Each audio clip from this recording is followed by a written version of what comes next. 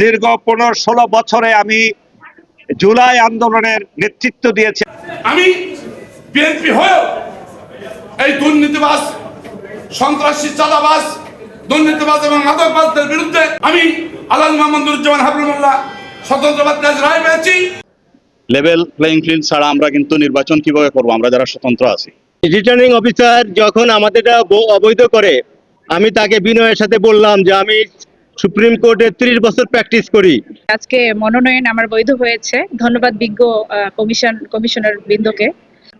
দীর্ঘ 15-16 বছরে আমি জুলাই আন্দোলনের নেতৃত্ব দিয়েছি, আপনারা জানেন। আল্লাহর অশেষ রহমতে আপনারা এতটুকু আপনারা আমার চরিত্র সম্পর্কে জানেন, আমি 1 টাকাও কারো কাছ থেকে লোন করিনি।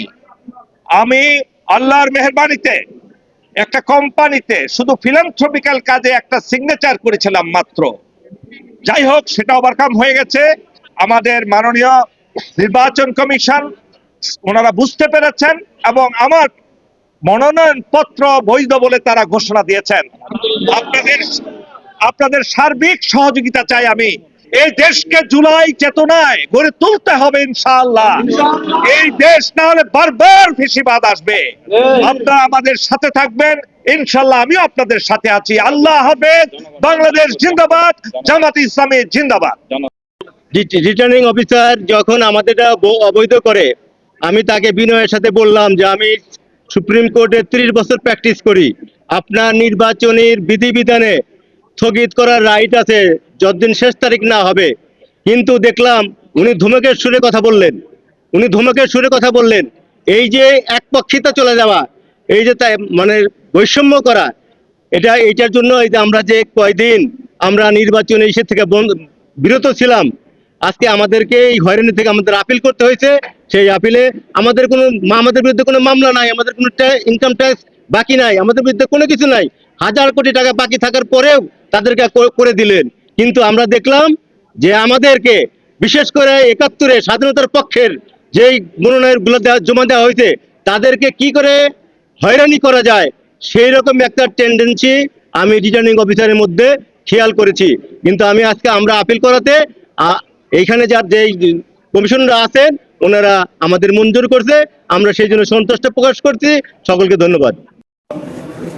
হলে তাদের 5 লাখ টাকা দোকান খুলতে চাঁদা, মতনৈক্য হলে 3 লক্ষ টাকা চাঁদা, বিভিন্ন জায়গায় মানুষের নামে মামলা থাক আর না থাক প্রশাসনকে দিয়ে ধরে অন্যায়ভাবে দালালির মাধ্যমে টাকা ইনকাম করা।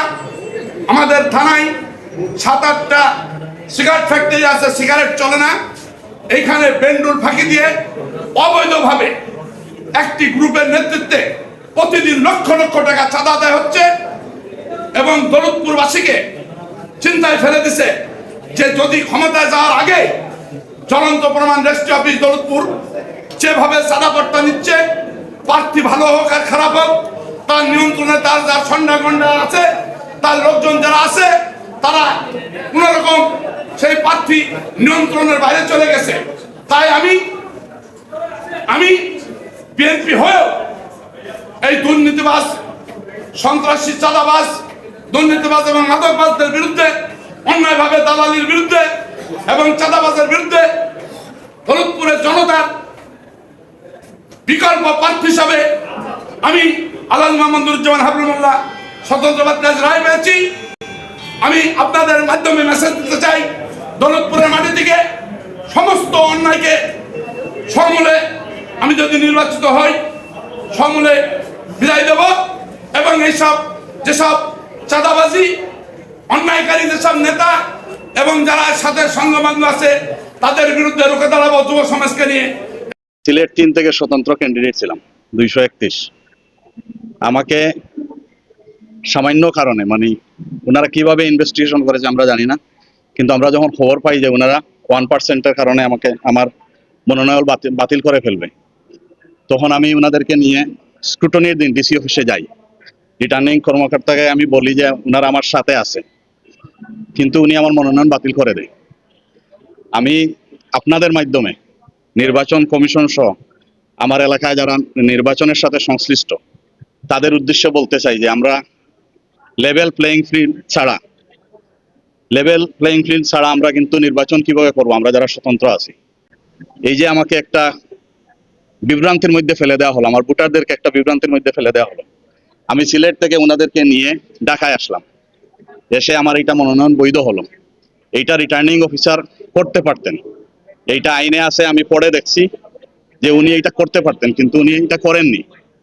আমি আপনাদের মাধ্যমে নির্বাচন কমিশনের প্রতি অনুরোধ করব যে আমাদের এই ধরনের ছোট ছোট ব্যাপারগুলো যাতে লোকালি নিষ্পত্তি হয় বা আমাদের প্রতি যাতে অবিচার না করা হয়। প্রার্থী হিসেবে আজকে মনোনয়ন আমার বৈধ হয়েছে। ধন্যবাদ বিজ্ঞ কমিশনার বৃন্দকে।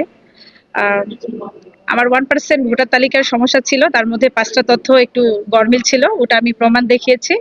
তো বিজ্ঞ কমিশনারগণ আমাকে মানে সেটা সহজে ফেরত দিয়েছে, এই জন্য ওনাদেরকে ধন্যবাদ।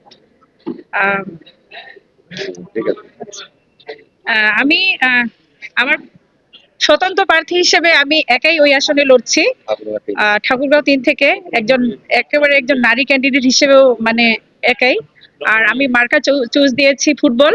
তাই আমি আমার আসনের মানুষগুলোকে মিডিয়ার মাধ্যমে জানাতে চাই, সকলকে অনেক ধন্যবাদ যারা আমাকে সহযোগিতা করেছেন। অবশ্যই আমার মার্কা ফুটবল হবে, তো ফুটবল মার্কা নিয়ে খেলা হবে। কিন্তু ইয়াং প্রার্থী, তো আমার মাইনরিটি ভোটের মধ্যে হিন্দু ভোটার আছে ওখানে অনেকগুলো, তাদের অনেক সাড়া পাচ্ছি, বিশেষ করে তরুণদের বেশি সাড়া পাচ্ছি। আমি একজন নারী এবং আমাদের আসলে অনেক নারী ভোটার আছে, সেই জায়গা থেকে আমি মনে করি যে খুব আশাবাদী যে বিপুল ভোটে ফুটবল প্রতীক নিয়ে মাঠে খেলে মানে বিজয় অর্জন করব। সকলকে মেহেরবানি করি যাতে করে আমরা প্রশাসনের প্রধান উপদেষ্টা সহ, স্বরাষ্ট্র উপদেষ্টা সহ এবং প্রধান নির্বাচন কমিশনার সহ তিনাদের আন্তরিকতা কামনা করছি, যাতে করে কোনো পেশি শক্তি, কোনো মার্কার শক্তি, কোনো ব্যক্তি যাতে করে কোনো রকমের আমাদের এই শান্তিপ্রিয় বাংলাদেশ, যে দেশে আমরা 30 লক্ষ শহীদের বিনিময়ে এ দেশটা স্বাধীন হয়েছে, সুতরাং আমরা সুন্দর একটি নির্বাচন আশা করি। আমি অধ্যাপক মুফতি আব্দুল সালাম বিপ্লবী, কুমিল্লা 2, হোমনা তিতাস, আমার মার্কা হলো চেয়ার। ইসলামী ফোর্ট বাংলাদেশ থেকে আপনাদেরকে আকুল আরজ করছি এই মেসেজটা সকলের কাছে জানিয়ে দিবেন।